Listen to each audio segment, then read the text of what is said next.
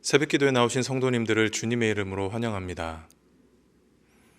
마음 모아 샘물의 기도를 하나님께 드립니다. 먼저 우리 믿음을 고백합니다. 주께서 심지가 견고한 자를 평강하고 평강하도록 지키시리니 이는 그가 주를 신뢰함이니이다. 아멘. 우리에게 평강 주시는 하나님, 이 시간 주님 앞에 나아갑니다. 오늘도 주님을 온전히 신뢰하며 세상의 혼란과 어려움 속에서도 흔들리지 않는 견고한 믿음을 허락하여 주옵소서. 교회와 예배를 위해 기도합니다. 하나님은 영이시니 예배하는 자가 영과 진리로 예배할지니라. 아멘. 거룩하신 하나님, 샘물을 통해 하나님의 영광이 드러나게 하옵소서. 샘물의 모든 예배가 영과 진리로 드려지게 하시고 성령님의 임재를 경험하는 거룩한 예배가 되게 하옵소서. 교회의 모든 사역을 통해 하나님의 뜻이 이루어지게 하시고 많은 영혼들이 구원받고 회복되는 은혜의 통로가 되게 하옵소서. 목장과 성도들을 위해 기도합니다. 서로 돌아보아 사랑과 선행을 격려하며 모이기를 패하는 어떤 사람들의 습관과 같이 하지 말고 오직 권하여 그날이 가까움을 볼수록 더욱 그리하자. 아멘. 사랑의 하나님, 샘물 공동체를 축복하여 주옵소서. 성도들이 서로 사랑하고 섬기며 어려움 가운데 있는 지체들을 돌보게 하옵소서. 각자의 은사를 통해 교회를 세우는 일에 헌신하게 하시고 믿음의 교제를 통해 서로 격려하고 성장하는 건강한 공동체가 되게 하옵소서. 다음 세대와 청년들을 위해 기도합니다. 오직 여호와를 앙망하는 자는 새 힘을 얻으리니 독수리가 날개치며 올라감 같을 것이요 다른 박질하여도 곤비하지 아니하겠고 걸어가도 피곤하지 아니하리로다. 아멘. 소망의 하나님, 우리의 다음 세대와 청년들을 주님의 날개 아래 보호하여 주옵소서.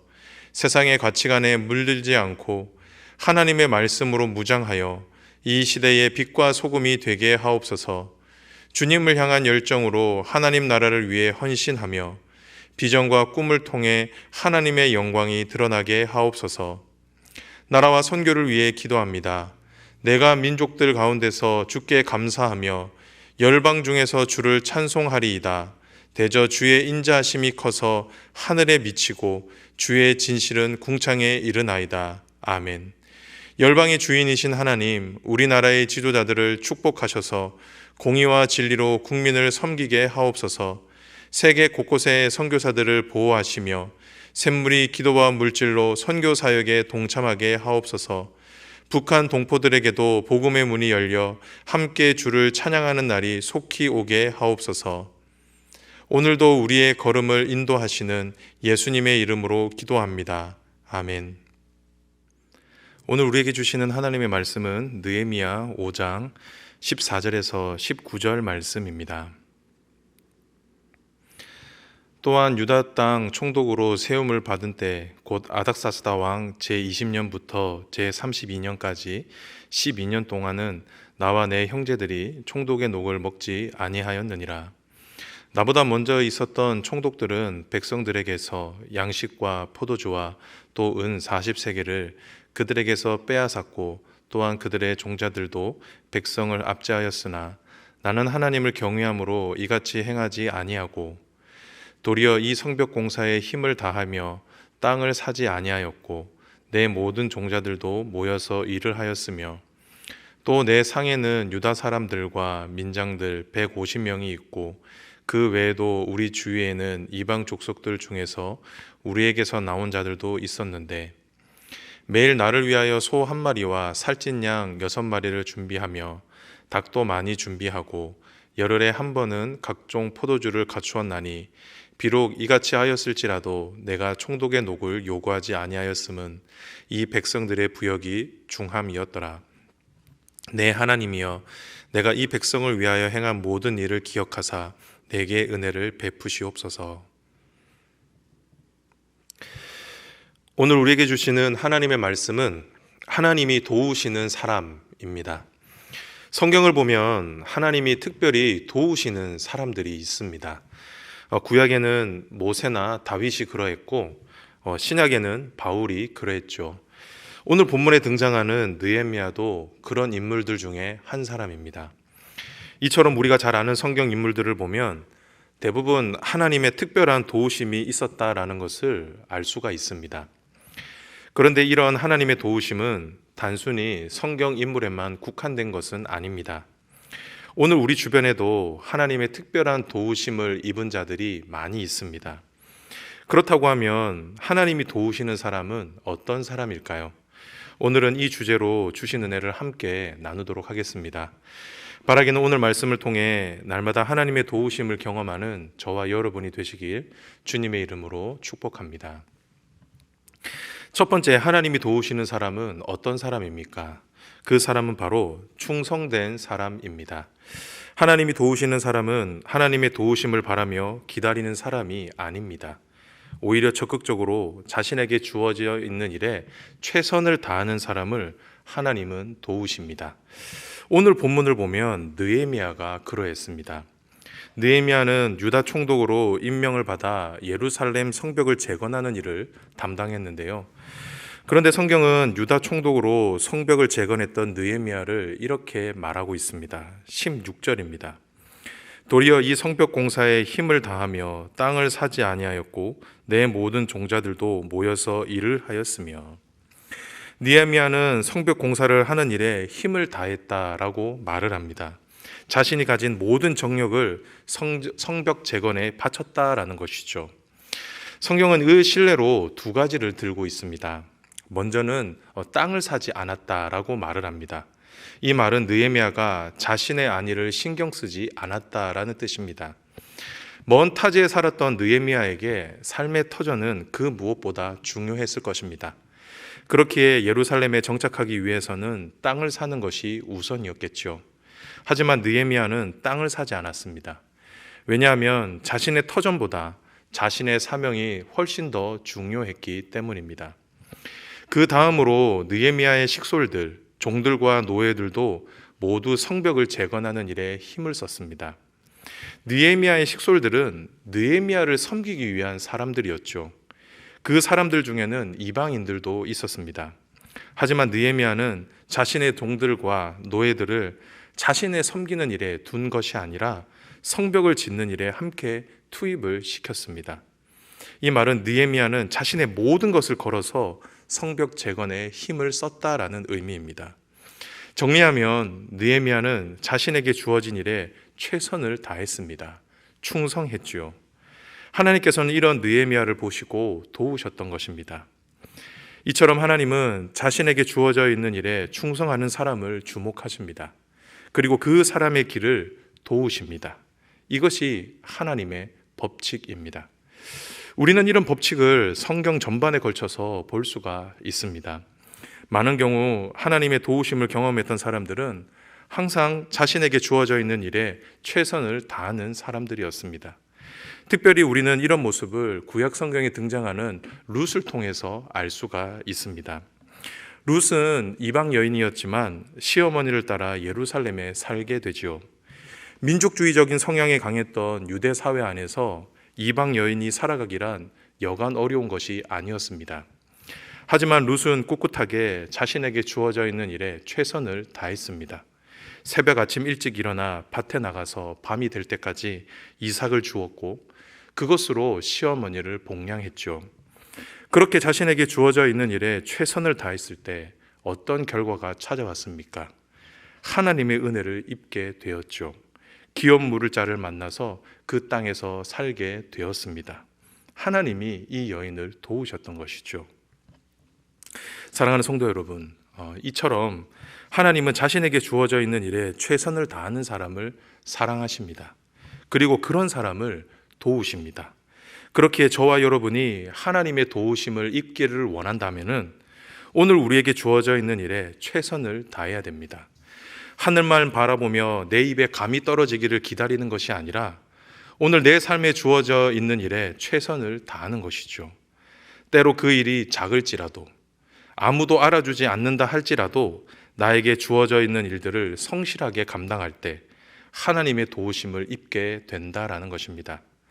바라기는 이 사실을 믿음으로 받으셔서 오늘 저와 여러분에게 주어져 있는 일에 충성할 수 있기를 바랍니다. 그리하여 오늘 하루도 하나님의 도우심을 입으며 살아갈 수 있게 되기를 주님의 이름으로 축복합니다. 두 번째, 하나님이 도우시는 사람은 어떤 사람입니까? 그 사람은 자신의 권리를 포기할 줄 아는 사람입니다. 하나님은 자신의 사적인 욕망을 채우는 자를 돕지 않으십니다. 오히려 자신이 누릴 수 있는 권리를 내려놓고 공동체의 유익을 구하는 사람을 도우시죠. 이것이 하나님이 도우시는 법칙입니다. 오늘 본문에서 느헤미야가 바로 그러했죠. 본문 14절을 보면 느헤미야는 자신이 유다 총독으로 재임했던 12년 동안 총독의 녹을 받지 않았다라고 고백을 했습니다. 심지어 자신과 함께 일을 했던 친족들, 형제들도 녹을 받지 않았다라고 말을 하고 있습니다. 어떤 일이든 일한 만큼의 대가를 받는 것은 당연한 것입니다. 그렇게 해야 일의 능률도 오를 수 있고 더 책임감 있게 일을 할 수가 있죠. 사실 성경도 그래서 이것을 부정하지는 않습니다. 하지만 느헤미야와 그 형제들은 녹을 받지 않았습니다. 여기에는 이유가 있었습니다. 그 이유는 바로 느헤미야 이전에 있었던 총독들 때문이었습니다. 15절을 보면 이들은 하나님을 경외하지 않았다라고 말을 했죠. 그렇게 이들은 자신이 가진 권력으로 백성들의 소유를 빼앗았습니다. 그리고 백성들을 압제했죠. 총독이라는 지위를 자신의 사역을 채우는 도구로 사용했던 것입니다. 그래서 느헤미야는 백성들에게 녹을 받지 않았던 것입니다. 그리고 또 다른 이유로는 이미 느헤미야는 백성들에게 많은 것을 받고 있었기 때문입니다.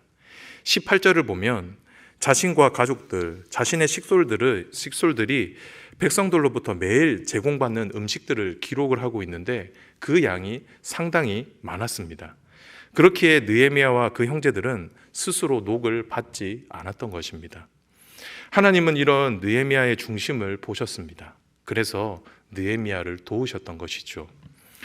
우리 주변을 보면 하나님께 충성했던 사람들이 빠지는 함정을 볼 수가 있습니다. 그것이 무엇이냐면 바로 보상 심리입니다. 내가 하나님께 이만큼 충성했다라는 것이죠. 그래서 좋은 결과를 만들어냈다라는 겁니다. 여기까지는 딱 좋습니다. 그런데 이것을 보상받으려고 했을 때 문제가 생기는 겁니다. 내가 이만큼 했으니 이 정도는 누릴 수 있다라는 겁니다. 수고했으니 그만큼 힘을 행사할 권리도 가지고 있다라는 것이죠. 그래서 욕심을 부리기 시작을 하는 겁니다. 그런데 여기에 함정이 있습니다. 이런 사욕이 우리의 눈을 멀게 한다라는 겁니다. 그래서 하나님도 두려워하지 않게 만든다라는 것이죠. 그리고 심지어 이런 욕심이 우리로 죄를 짓게 하는 길로 인도하게 된다라는 겁니다. 그래서 야고보서에서도 이런 말씀이 기록되어 있는 겁니다. 욕심이 잉태한 즉 죄를 낳고 죄가 장성한 즉 사망을 낳느니라. 성경은 욕심에서 죄가 난다라고 말씀하고 있죠. 그렇게 저와 여러분이 가장 경계해야 하는 것은 욕심, 사욕을 버리는 것입니다. 사랑하는 성도 여러분, 바라기는 우리 가운데 욕심이 없기를 바랍니다. 그리고 혹시 그런 욕심, 사욕이 있다라고 하면은 그 사욕을 버리십시오. 오히려 하나님과 교회를 위해 내가 가진 힘과 권리를 포기할 수 있기를 바랍니다. 그렇게 할 때 하나님의 도우심을 입을 수가 있는 것입니다. 분명 내가 가진 힘과 권리를 포기하는 것 결코 쉬운 일은 아닙니다. 그럼 나는 뭘 먹고 사나? 라고 반문할 수도 있죠. 하지만 여러분, 걱정하지 마십시오. 하나님이 다 보고 계십니다. 그리고 하나님이 모두 다 알고 계십니다. 그렇기에 하나님께서 반드시 보상해 주실 겁니다. 하나님께서 저와 여러분을 도우신다라는 것이죠. 성도는 이것을 믿는 사람들입니다. 바라기는 하나님의 도우심을 믿음으로 받으셔서 사욕을 버리고 권리를 포기할 수 있는 저와 여러분이 되시기를 바랍니다. 그리하여 매일의 삶 가운데 하나님의 도우심과 채우심을 경험할 수 있게 되기를 주님의 이름으로 축복합니다. 마지막인데요. 하나님이 도우시는 사람은 어떤 사람입니까? 그 사람은 바로 하나님께 은혜를 구하는 사람입니다. 우리는 앞서 말씀을 통해 하나님이 도우시는 사람에 대해서 살펴보았습니다. 그 사람이 누구였습니까? 첫 번째는 충성하는 사람이었죠. 그리고 두 번째는 무엇이었습니까? 충성하되 스스로 권리를 내려놓을 수 있는 사람이었습니다. 참 멋진 사람이죠. 그런데 성경은 이런 사람들에게 나타나는 또 다른 모습이 있다라고 말씀합니다. 그것은 바로 최선은 다하되 하나님의 은혜를 구한다라는 겁니다. 우리는 이런 모습을 느헤미야에게서 볼 수가 있죠. 19절을 한번 보도록 하겠습니다. 내 하나님이여, 내가 이 백성을 위하여 행한 모든 일을 기억하사 내게 은혜를 베푸시옵소서. 이것은 느헤미야의 기도입니다. 아마 느헤미야는 이 문구를 가지고 날마다 하나님 앞에 나와 기도했을 것입니다. 그런데 그 기도의 핵심이 무엇이었습니까? 자신에게 은혜를 베풀어 달라라는 것이었습니다. 도와달라라는 것이죠. 자신이 최선을 다하지만 하나님이 도와주셔야 한다라는 것입니다. 이렇게 느헤미야는 하나님께 매달렸습니다. 그렇다고 하면 왜 느헤미야는 최선을 다하면서도 자신의 권리를 다 포기하면서도 하나님께 은혜를 구했을까요? 그것은 일을 이루시는 분이 하나님임을 믿고 있었기 때문입니다. 제 아무리 자신이 계획을 세우고 최선을 다하지만 모든 일을 이루시는 분은 하나님임을 알고 있었기 때문이죠. 그렇기에 하나님께 은혜를 구했던 것입니다. 성도 여러분, 우리가 너무나 잘 아는 잠언 말씀이 있죠. 사람이 마음으로 자기의 길을 계획할지라도 그 걸음을 인도하시는 이는 여호와시니라. 여러분, 이 말씀 믿으시죠? 그런데 우리가 이 말씀을 오해하면 안 되는 것이 있습니다. 내가 아무리 계획해도 하나님이 인도하시니 아무런 계획을 세우지 말라라는 그런 말이 아닙니다.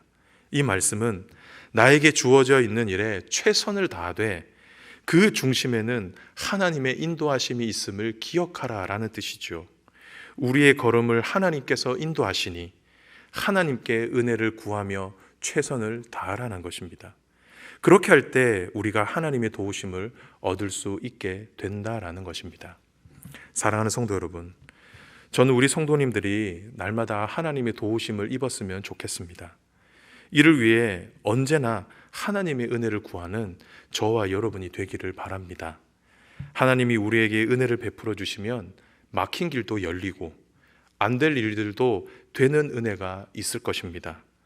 때로 우리가 잘못된 길로 걸어갈지라도 하나님께서 우리의 길을 바르게 인도해 주실 것입니다. 바라기는 이 사실을 믿음으로 받으셔서 언제나 하나님께 은혜를 구할 줄 아는 저와 여러분이 되시기를 소망합니다. 그리하여 저와 여러분의 삶 가운데 하나님의 도우심이 날마다 풍성히 임하기를 주님의 이름으로 축복합니다. 말씀을 정리합니다. 오늘의 말씀, 하나님이 도우시는 사람이었습니다. 느헤미야를 통해 하나님이 도우시는 사람은 어떤 사람이었습니까? 첫째는 충성하는 사람이었습니다. 그리고 두 번째는 무엇이었습니까? 자신의 권리를 포기할 줄 아는 사람이었죠. 그리고 마지막은 무엇이었습니까? 하나님께 은혜를 구하는 사람이었습니다. 바라기는 오늘 하루 느헤미야와 같이 하나님의 도우심을 얻으며 살아갈 수 있는 저와 여러분이 되시길 주님의 이름으로 축복합니다.